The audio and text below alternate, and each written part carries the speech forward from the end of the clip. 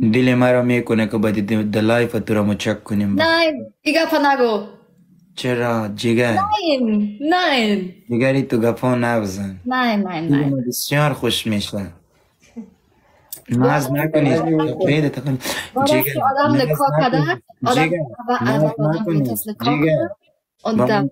با منتظر تو بودیم تا بالی. جگر تو این ده کس مرا میشناسی، تو مرا او وقت پیشتر این نمیشناختی. تو نمیشه که یک سال تو را و مرا دیده باشی بعد تو را خوش دارم ما تو را ای تو مرا خوش داری. ای تو نیست که تو را دیده ما دل مرا جای پیدا کردین. جگر ای تو نکنیش.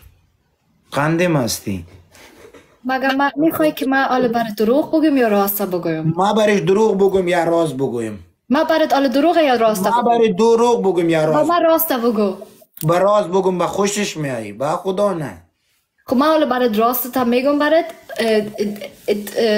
بسیار تیز شده امیال گپ. هیچ گپ تیز شده. دیگر خودش کنترل کنیش. ما برای تو یک دفعه عاشق شدیم نه چی شد کلش مردم با عاشق تو شد. خب من جگر دل ما جای پیدا کردی تو. تشکر.